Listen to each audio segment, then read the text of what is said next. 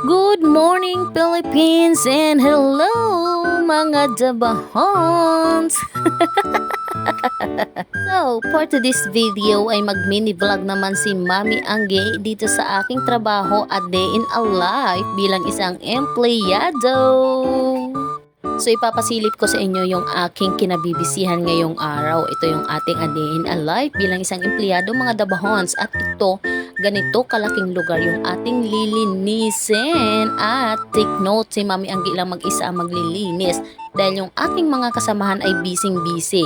Nag-aayos sila ng mga lababo sa isa sa mga tenant namin dahil nagbara.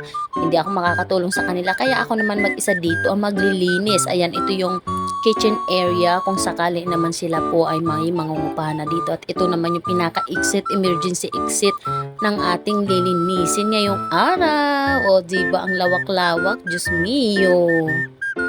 Yun daw, ito yung ating kama lilinisin, no? So, nandito ako sa pagkalawak-lawak na lugar dito sa amin at ako'y maglilinis. Ayan, bakante po ito. Gusto na yun. Bakante pwesto. So, ang gagawin ko ay sobrang daming alikabok. Ang kapal ng alikabok. Tayo ay magdadasting muna ngayon.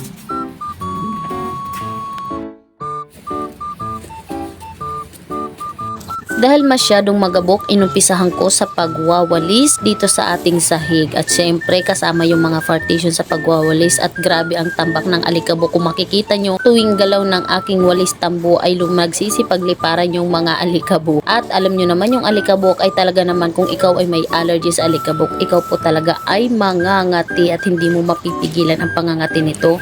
At dito na nga po tayo mag-umpisa sa mga sliding window. Ayan, sa glass window. At ang dami ring alikabok dito, mga Dabahons, Diyos ko. At sa totoo lang ay hindi ako matapos-tapos dahil pabalik-balik din po ako sa CR. Gawa na pong matao ngayon, linggo, weekends kumbaga. At yan, pabalik-balik ako doon at paputol-putol din tong ginagawa ko dahil kailangan ko rin i-follow up yung CR na iyon at magkakalat at magdudumi. Ako rin ang mahihirapan sa paglilinis kung iyon ay hindi ko babalik habang ako'y naglilinis dito. At kung kayo naman po ay magtatanong bakit ako'y naglilinis at mag-isa laang, dahil nga po ay may parating po kaming mga amo at kailangan pulido yung pagkakalinis dito dahil big boss po ang darating dito sa amin bukas. At syempre alam nyo naman mag-inspection po ang ating mga boss sa pagdadalaw dito sa kanilang lugar. At syempre dahil tayo empleyado, kailangan natin gawin ang best para magbilib naman sa atin yung ating mga amo o yung mga amo nating nagpapasweldo sa atin.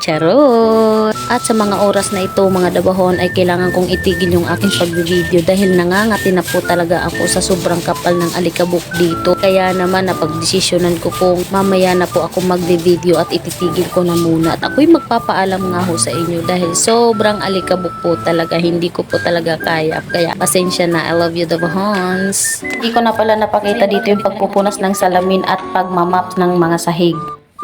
Yun, hindi carry bells ni Mami Anggi yung paglilinis ng ganito kaalikabok na lugar habang nagbi-video. So, ayan, hanggang dito na lang yung ating video at tatapusin ko muna ito.